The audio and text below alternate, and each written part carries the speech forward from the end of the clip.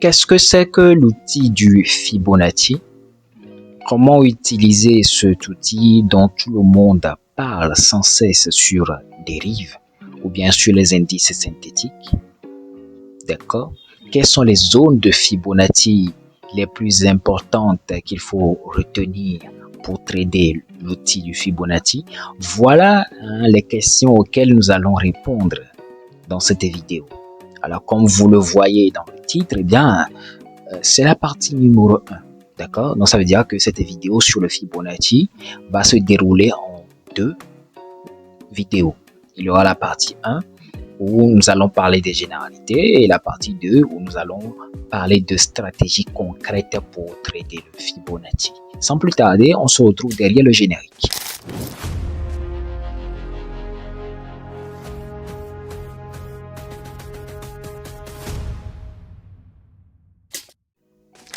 Bonjour chers amis, j'espère que vous allez bien. Fibonacci, bienvenue à cet énième épisode de la formation 100% gratuite du trading sur les indices synthétiques. Aujourd'hui, on va faire simple, on va faire très technique, on va faire très pratique. Comme vous l'avez déjà vu sur le titre, nous allons parler aujourd'hui du Fibonacci. Comment l'utiliser, d'accord? Qu'est-ce que le Fibonacci? À quoi ça sert concrètement? Et quelles sont les zones de Fibonacci qu'il faut retenir ou bien les zones de Fibonacci auxquelles il faut faire attention?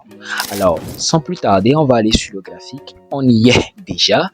Et lorsque vous arrivez sur le graphique de MT5, d'accord, vous pouvez aller sur ce cadre-là ici, d'accord, sur ce cadre-là ici, sur ce panneau. Et vous allez voir ce petit outil là avec 3 traits, 1, 2, 3, 4. 4 traits horizontaux. D'accord? Donc si vous ne l'avez pas, vous pouvez faire clic droit sur le panneau et cliquer sur Customize et mettre l'outil de Fibonacci ici. Donc ça veut dire que si vous ne l'avez pas encore, vous pouvez déplacer de la gauche vers la droite ici tout simplement. Maintenant, pour les novices, j'aimerais dire que c'est juste un outil qui nous permet de déterminer la fin d'une impulsion, d'accord, et de déterminer la fin d'un retracement. Alors concrètement, ça veut dire quoi? Si vous vous souvenez des leçons qu'on a apprises, je vous ai dit que le marché évoluait toujours en impulsion, d'accord, et en retracement. C'est-à-dire le marché n'évolue jamais en ligne droite. Le marché fait une impulsion, ensuite fait un retracement. Après, le marché fait une impulsion. Après, le marché fait un autre retracement, ainsi de suite. Alors, l'outil de Fibonacci nous aide à savoir quand est-ce qu'une impulsion prend fin et quand est-ce qu'un retracement prend fin. C'est les deux utilisations qu'il faut savoir pour le Fibonacci. Ça nous aide à savoir la fin ou bien à connaître la fin d'une impulsion et ça nous aide à savoir ou bien à prédire le début d'une nouvelle impulsion ou bien la fin d'un retracement. D'accord? Donc, comment prendre le Fibonacci pour identifier la fin d'une impulsion? Que vous soyez swing trader, que vous soyez day trader ou bien que vous soyez scalper, vous pouvez utiliser le Fibonacci dans vos différents time frames. On va commencer par les swing traders. Alors pour les swing traders, comme j'ai l'habitude de le faire, vous pouvez commencer par les grands time frames type weekly ou bien daily. Si vous êtes en daily, d'accord, vous pouvez voir que le V75 est dans une forte tendance baissière, c'est-à-dire le V75 fait des bas de plus en plus bas. D'accord? Donc, à chaque fois, vous allez voir que le V75 fait une impulsion baissière, un retracement, fait une impulsion baissière, un retracement, etc. Donc, vous pouvez prendre le Fibonacci, d'accord? Lorsque vous prenez cette impulsion qui est là, vous tracez le Fibonacci sur les différents bas, d'accord? Comme une ligne de tendance. Et vous allez voir que à chaque fois que le prix a cassé la ligne de tendance du Fibonacci, ça veut dire que il y a un retracement qui a commencé. Donc, lorsque vous voyez le prix casser cette ligne de tendance, eh bien, ça suppose que le prix a arrêté ou bien a entamé une période de correction. Voilà. Donc, vous allez voir que la correction allait ici. D'accord? Avant de continuer avec une autre impulsion vers le bas. Donc, comment faire pour savoir si le retracement il a pris fin? C'est toujours le même principe. Vous tracez le Fibonacci sur différents points. Comme on trace les lignes de tendance. Si vous ne savez pas toujours comment tracer les lignes de tendance, allez revoir une de mes vidéos sur la ligne de tendance, la stratégie des lignes de tendance. Vous allez vous retrouver. Donc, une fois que le prix, on va changer la couleur pour que ça fasse beaucoup plus simple. On va prendre le bleu ici pour les retracements. D'accord. Une fois que le prix a cassé la ligne de tendance du retracement, là, vous verrez, ou bien là, vous voyez clairement qu'une autre impulsion a eu lieu. Donc, cette impulsion-là a descendu jusque là. D'accord? Donc, vous allez voir que après le prix a également cassé cette ligne de tendance du Fibonacci. Tout simplement. Donc, une fois que cette ligne de tendance de Fibonacci a été cassée, eh bien, ça suppose que le marché a entamé une autre période de retracement. Et ce retracement a pris fin ici. Et pour savoir quand est-ce que le retracement il a pris fin, vous tracez toujours la ligne de tendance du Fibonacci. Et une fois que le prix il a cassé la ligne de tendance du Fibonacci, ça suppose que le retracement il a pris fin. Et ça suppose que une autre impulsion a commencé. Donc voilà les impulsions retracement que vous pouvez identifier en weekly. Vous pouvez également le faire en daily. Il n'y a rien qui vous empêche. D'accord? Sauf qu'en daily, vous ne verrez pas grand-chose. Oui, vous pouvez faire ça ici également. Ici, par exemple, vous avez une impulsion qui va de ici vers là. D'accord? Ou bien en retracement si vous voulez. Donc, si vous tracez la ligne du Fibo, ici tranquillement, d'accord, vous verrez que une fois que cette ligne de tendance a été cassée, eh bien, là, vous êtes sûr que une nouvelle impulsion a commencé. Tout simplement. C'est très simple en fait. C'est un jeu d'enfant. Vous pouvez également le faire en H4, d'accord? Impulsion, retracement. Sauf que moi, je n'aime pas trop le faire en H4. J'aime rester dans les grands time frames pour voir les grands mouvements. D'accord? Donc là, on voit que le V75 a commencé une grande impulsion baissière qui est là. D'accord? Donc si on trace la ligne de tendance du Fibonacci, vous allez voir que une fois que le prix va casser, on va mettre ça en rouge pour pas que on s'embrouille.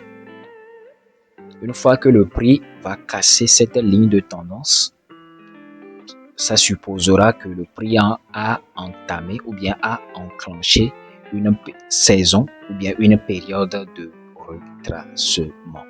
Donc, voilà les deux utilisations que vous pouvez savoir ou bien que vous pouvez connaître pour un outil de Fibonacci. Donc, je résume. Ça nous aide à savoir la fin d'une impulsion. D'accord? Ça nous aide à savoir la fin d'un retracement.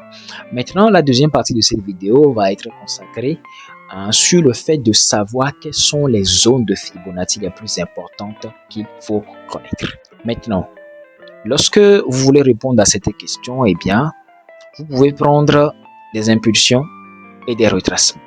D'accord? Donc, lorsque vous prenez cette impulsion qui est là, d'accord? Vous verrez que lorsque le prix a cassé cette ligne de tendance, le prix a commencé un retracement. Alors, pour savoir la zone de retracement que le prix a été cherché, il vous suffit de tirer le Fibo du haut vers le bas. Si on est dans une tendance baissière, il faut tirer le Fibo du haut vers le bas. Mais si on est dans une tendance haussière, il faut tirer le Fibo du bas vers le haut. Donc, étant donné qu'on est dans une tendance baissière, on a tiré le Fibo du plus grand sommet, d'accord, du plus grand sommet jusqu'au dernier bas qui est là, d'accord. On va changer un peu la couleur de la flèche pour qu'on puisse valablement se retrouver. Voilà. Donc, lorsqu'on tire le Fibo, on voit que le prix a arrêté ou bien a entamé une nouvelle impulsion dans cette zone. La zone de 61.8, 78.6. D'accord? On va changer la couleur de la zone pour que vous arriviez à vous repérer. On va prendre le jaune. Hein? On va prendre le jaune. Voilà. Le jaune. Donc, vous avez vu que lorsque le prix il est arrivé dans cette zone, le prix nous a formé une certaine configuration et le prix a entamé une nouvelle impulsion baissière. Donc, retenez que pour chercher la zone de retracement dans une tendance baissière, il faut tirer le Fibo du dernier haut vers le dernier bas. D'accord?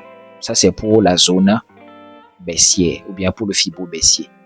Maintenant, on va essayer de prendre un retracement haussier. Hein. Un retracement haussier. Bon, voilà. Hein. Voilà. On va prendre ça. On va prendre que le prix a cassé ce haut là. D'accord? On va prendre que le prix a cassé ce haut. Donc, on va prendre que le prix a été faire un autre haut. D'accord? C'est-à-dire le prix nous a donné cette impulsion qui est là. D'accord? Et je vous ai dit que à chaque fois que le prix fait une impulsion, il fait un retracement. D'accord? Donc, pour chercher la zone de retracement dans une petite tendance haussière, il faut prendre le Fibo et le tirer du bas vers le haut. C'est-à-dire le dernier bas. On va mettre les petites flèches pour que vous puissiez vous repérer. Donc, on va tirer le Fibo du dernier bas vers le dernier haut. Et vous voyez que le Fibo, il est arrivé jusque dans la zone 78.8 et 88.6.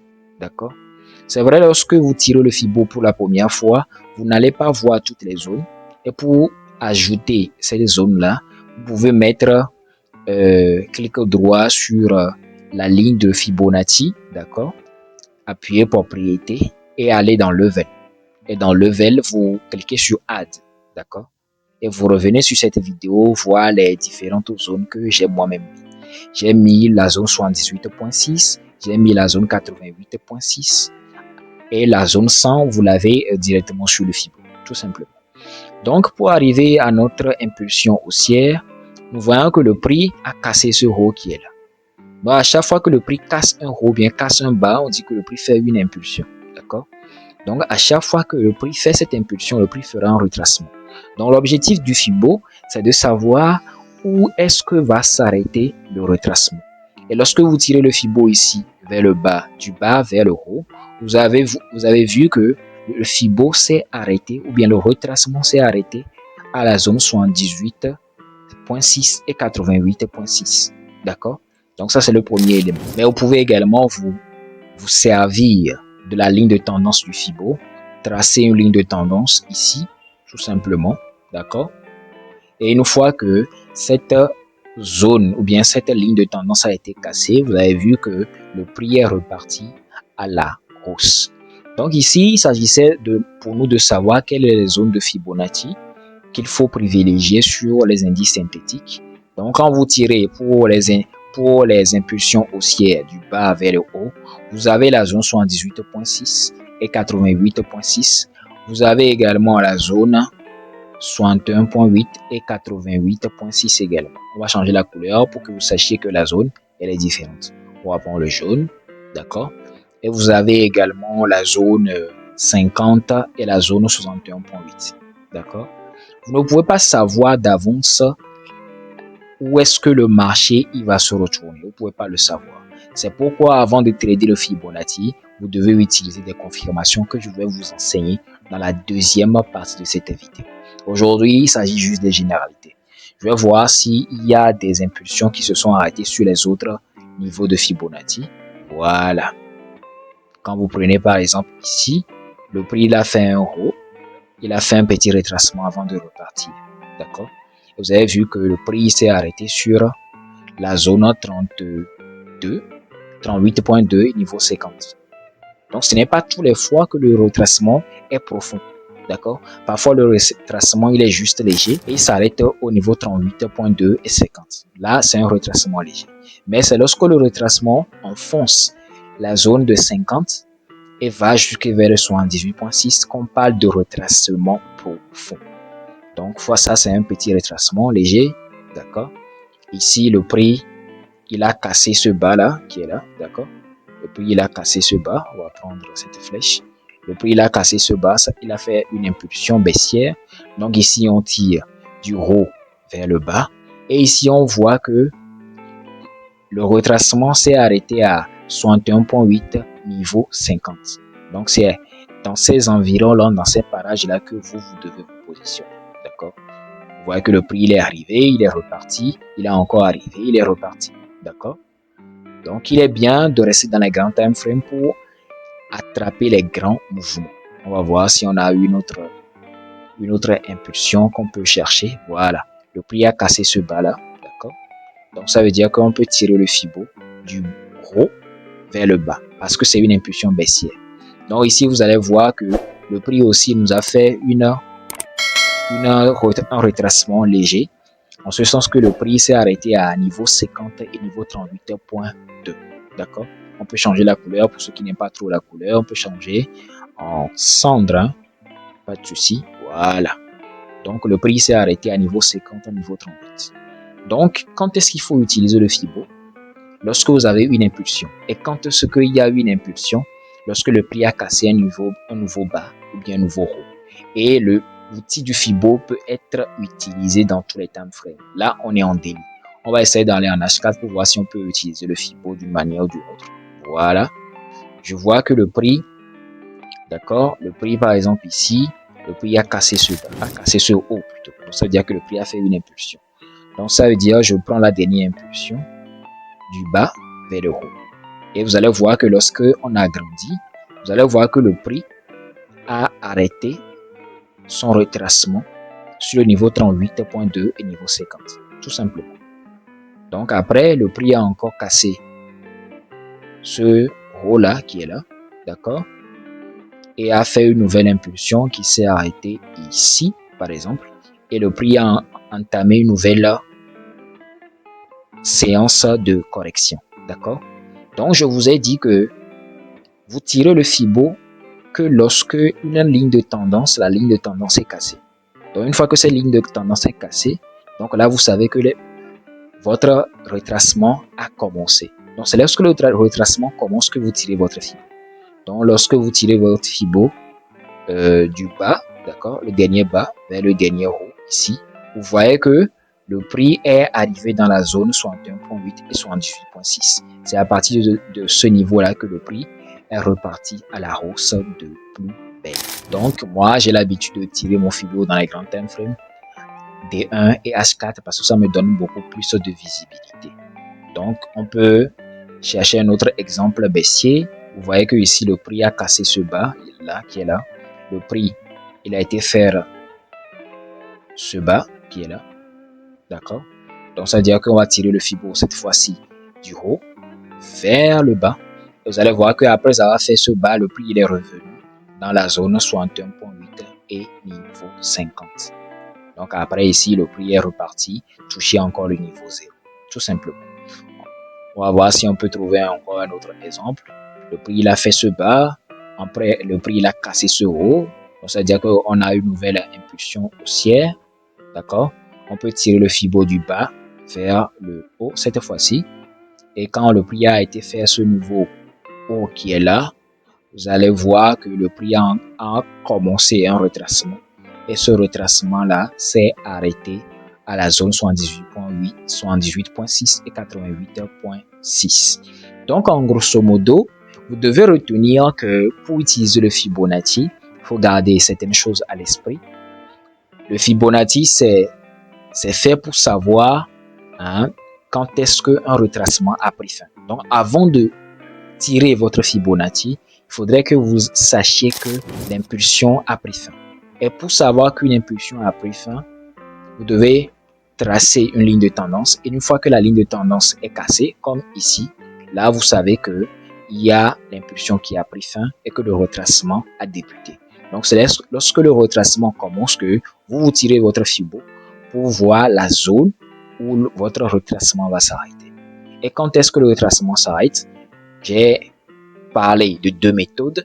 J'ai parlé de la ligne de tendance, mais étant donné que ce n'est pas de la ligne de tendance dont il est question, j'ai parlé également des zones de Fibonacci. J'ai parlé des zones légères de retracement, les zones 38.2, niveau 50. J'ai parlé des zones de 50 à 61.8. J'ai parlé de 61.8 à 78.6. Et j'ai également parlé de 78.6 à 88.6. Et c'est grâce aux confirmations dont nous allons parler dans la prochaine vidéo qui vous aideront fondamentalement à rentrer en position. D'accord? Sans ces confirmations-là, on ne rentre pas. Donc, je vais voir si en H1, on peut trouver des impulsions, retracement. Hein. Bon, ici, par exemple, le prix, il a cassé ce haut, là, qui est là, d'accord? Le prix nous a fait un autre haut. Et lorsque vous tirez le fibo du bas vers le haut, d'accord? Vous voyez que le prix a arrêté sa période de retracement ici, dans la zone 61.8 et zone 78.6. Et c'est lorsque vous arriverez à trouver la confirmation que je vais vous enseigner dans la prochaine vidéo que vous pouvez vous positionner à ce niveau-là et profiter de l'impulsion qui est partie d'ici vers le haut. D'accord? Donc ça, c'est en H1. On va voir s'il y a d'autres. Voilà. On a vu que le prix, il a cassé cette zone de bas qui est là. D'accord? Et le prix nous a refait un autre bas qui est ici. Donc, j'ai dit qu'une impulsion, c'est lorsque le prix fait cassure d'un bas, cassure d'un haut. Donc, le prix a été fait un nouveau bas qui est ici. Après un niveau bas, il y a eu une séance de retracement. Donc, quand le retracement commence, vous tirez votre fibo. Étant donné que c'est une impulsion baissière, vous la tirez du haut vers le bas. Et vous allez voir que le prix est arrivé jusque dans la zone 78.6 et 61.8. Donc, souvent pour les indices synthétiques, souvent, pas toujours, mais souvent pour les indices synthétiques, la zone de retracement le plus optimal, c'est les zones de 78.6 et de 61.8. Donc, vous voyez que lorsque le prix il est arrivé dans cette zone, il nous a donné certaines configurations et le prix est reparti encore vers la hausse. On va voir si on peut trouver encore un autre exemple haussier. Voilà, le prix, il a cassé ce haut qui est là, d'accord? Donc, quand le prix il a cassé ce haut et que le prix a entamé le retracement, vous pouvez utiliser votre fibo, d'accord? Et vous allez voir que le prix a arrêté son retracement dans la zone de 50 à 61.8. C'est pas vraiment retracement profond, mais c'est pas vraiment retracement léger non plus, d'accord? Donc, tout dépend des zones de retracement. Mais lorsque la zone de retracement est avant la zone de 50, c'est-à-dire tout ce qui vient avant 50, c'est-à-dire 23, 38, là, c'est un retracement léger. D'accord? Mais ça devient un retracement profond lorsque ça dépasse la zone de 50 et ça va chercher les 61.8 jusqu'à 78.6 jusqu'à 88.6. Donc, voilà les généralités que je voulais vous enseigner par rapport au Fibonacci. Comment on utilise le Fibonacci, les zones de Fibonacci qu'il faut privilégier. Si vous avez aimé la vidéo, n'hésitez pas à la partager autour de vous. Laissez-nous un pouce bleu, ça nous offre la force de continuer, ça nous encourage. Si vous avez des questions, laissez-les en commentaire et on se dit à bientôt pour la nouvelle vidéo qui va parler exclusivement des confirmations dont vous avez besoin pour trader au mieux le Fibonacci. D'ici là, on se dit ciao!